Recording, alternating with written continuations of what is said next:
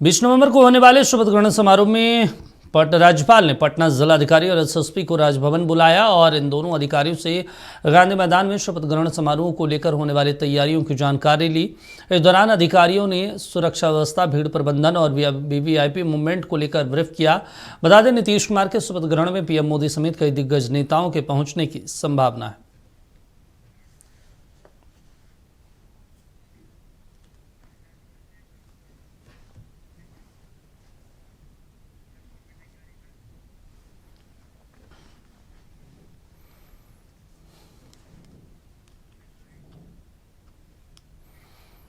चलिए, इस पर ज़्यादा जानकारी के साथ हमारे सहयोगी मरगूब जुड़ गए। मरगूब, आज बहुत कुछ हलचल देखने को मिली सरकार के डेवलपमेंट को लेकर, गठन को लेकर। दूसरी तरफ तेजस्वी यादव भी बैठक कर रहे हैं। क्या कुछ आज पटना की सियासत में देखने को मिली?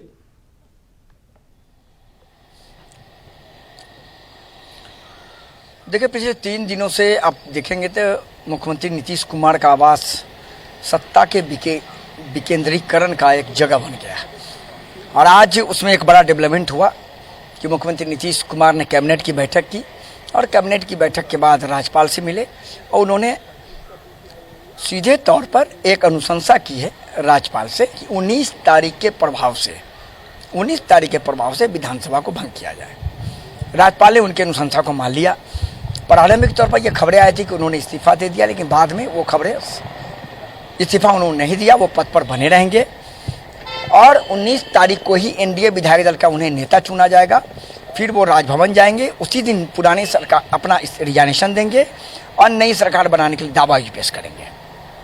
उसके बाद मुख्यमंत्री नीतीश कुमार अपने आवास चले आए और विजय चौधरी निकले तो उन्होंने कहा कि हम लोगों ने पूरे कैबिनेट में 3 प्रस्ताव लाया, जिसमें से 2 प्रस्ताव था कि बधाई दी गई कैबिनेट की तरफ से नीतीश कुमार को प्रचंड जीत के लिए, और दूसरा जो कर्मचारी, पदाधिकारी, अधिकारी थे जिन लोगों ने चुनाव में अच्छा काम किया और राज्य सरकार की नीतियों को लागू किया, उन्हें भी बधाई दी गई।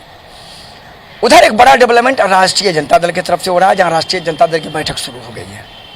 बैठक में आने वाले लगभग 99% प्रत्याशी, चाहे वो जीते हुए हैं चाहे वो हारे हुए प्रत्याशी, उन्होंने कहा कि ये जनता का मैंडेट नहीं है, ये मैनिपुलेशन का मैंडेट है। सीधे तौर पर उन्होंने एक गंभीर आरोप लगा दिया गया है कि हम लोग एनडीए के साथ साथ चुनाव आयोग से भी लड़ रहे थे, यही कारण है कि हार हुई है। हालांकि उनका कहना है समीक्षा बैठक में सब कुछ स्पष्ट हो जाएगा। हम लोग समीक्षा बैठक में अपनी पूरी बात कहेंगे कि कहाँ हुआ, किस तरह से हुआ, क्या 10,000 रुपया, हालांकि कुछ प्रत्याशी ने यह कहा हमसे कि 10,000 रुपया बहुत ज़्यादा काम किया है। महिलाएं पूरी तरीके से एनडीए के पक्ष में चली गई, उन्होंने जाति धर्म सब तोड़ दिया। तो एक तरफ सत्ता की नई चाबी नीतीश कुमार लेकर के बैठे हैं और 20 तारीख को शपथ ग्रहण समारोह में जाएंगे। दूसरी तरफ सत्ता की चाबी नहीं मिलने पर तेजस्वी यादव कारण खोज रहे हैं कि हार का कारण क्या है, प्रचंड हार का कारण क्या है। एक तरफ प्रचंड जीत, दूसरी तरफ प्रचंड हार। तो तेजस्वी यादव की बैठक शुरू हो गई है। हमें लग रहा है 2-3 घंटा यह बैठक चलेगी, उसके बाद तस्वीर साफ होगी। आप देखना है कि तेजस्वी यादव मीडिया से बात करते हैं या नहीं करते हैं। तेजस्वी यादव के साथ गाड़ी में लालू प्रसाद यादव, राबड़ी देवी, मीसा भारती भी गई हैं।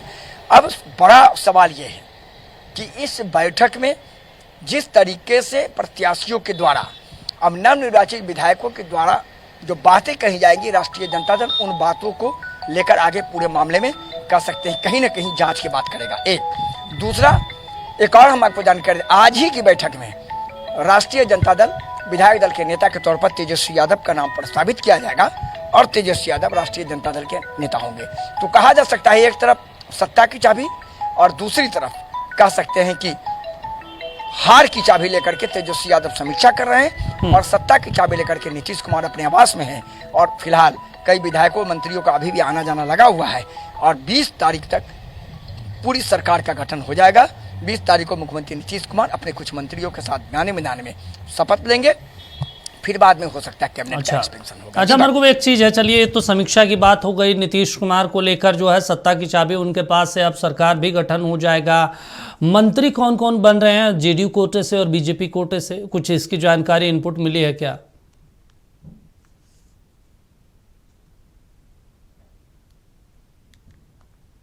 पुराने मंत्री हैं जनता दल में, उसमें हमें लग रहा है कि कुछ फेरबदल होगा। 25 से 30% लोग, विजेंद्र यादव कन्फर्म है, विजय चौधरी कन्फर्म है, सरमन कुमार कन्फर्म है जमा खान कन्फर्म है, चूंकि एक अल्पसंख्यक को जीत करके आए हैं तो वो कन्फर्म है। कई मंत्री जो जनता दल यू के तरफ शीला मंडल हैं उनके बारे में कहा जा रहा है कि वो भी मंत्री बन सकती है महिला। तो कुछ मंत्री जो है वो कन्फर्म है, लेकिन बीजेपी की तरफ से इस बार मंत्रियों को लेकर दिल्ली में मंथन होगा और इस बार बीजेपी हो सकता है सम्राट चौधरी को डिप्टी सीएम तो बनाएगी, एक अन्य दूसरा चेहरा डिप्टी सीएम के पद पर आएगी, विधानसभा के अध्यक्ष के पद पर कोई दूसरा चेहरा जाएगा। और इस बार मंत्री को लेकर के भी हमें लग रहा है, मंत्रियों को लेकर के भी बीजेपी बड़ा फैसला लेगी, चौंकाने वाला फैसला लेगी। हालांकि 2-3 लोगों का नाम आ रहा है, रेणु देवी, सम्राट चौधरी और मंगल पांडे। इन तीनों का नाम डिप्टी सीएम के लिए आ रहा है। उसमें तो हमें लग रहा है सम्राट चौधरी कंफर्म है, हो सकता है एक मंगल पांडे का नाम बहुत जोर शोर से मीडिया में अभी चल रहा है और जो जानकारी आ रही है कि वो बहुत मजबूत दावेदार हैं। विजय सिन्हा के बारे में ये कहा जा रहा है कि पार्टी आलाकमान उन्हें विधानसभा अध्यक्ष की एक बार फिर जिम्मेदारी देने जा रही है। तो ये कुछ नाम थे और उन नामों पर कंफर्मेशन है, लेकिन कुछ नए नाम हैं, बीजेपी की तरफ से भी नाम है जो जीत करके आए हैं, कुछ नए लोग उनको दिया जाएगा और कुछ जो पुराने लोग थे उनमें से उन लोगों का पत्ता कर सकता है। ये कंफर्म आप रखें दीपक, चूंकि बीजेपी एक्सपेरिमेंट हमेशा करती है, आपको पता है। नायब सिंह सैनी मुख्यमंत्री बन गए, राजस्थान में आपने देखा कि सिंधिया जी को बीजेपी ने नहीं लाया, कुछ दूसरे को लाके बना दिया। मध्य प्रदेश में आप देख लीजिए क्या हुआ। तो खेल तो बीजेपी में चलता ही रहता है और अच्छा, यही कारण है कि बीजेपी का चेहरा जरूर बदलेगा मंत्री में। अच्छा, एक चीज और हम आपसे समझना चाहते हैं मरगूब, जो पटना की सियासत में है और लगातार जो विधायकों की संख्या इस बार जाति भी महत्वपूर्ण रही और सबसे ज्यादा देखने को मिला कि एनडीए में सवर्णों की ज्यादा जो है विधायक जीत कर आए, चाहे वो राजपूत समुदाय की बात करें, लगभग 33-34 विधायक जीत कर आए हैं इस बार। भूमिहार के भी लगभग 23-24 हैं। ब्राह्मणों की संख्या अच्छी है, कायस्थ की संख्या अच्छी है। तो क्या इस बार जो महत्वपूर्ण पोर्टफोलियो है राजपूत समुदाय के विधायकों को मिल सकती है, भूमिहार समुदाय को मिल सकती है?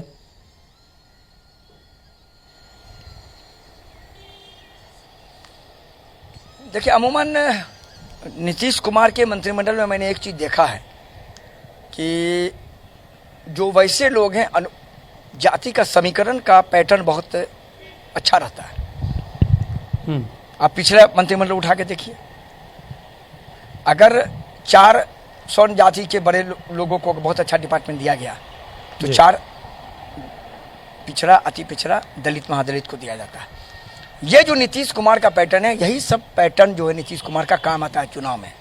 लोग कहते हैं कि नीतीश जात पात नहीं करते हैं, लोग कहते हैं नीतीश सुशासन। तो ये जो पैटर्न है इस मंत्रिमंडल में भी रहेगा।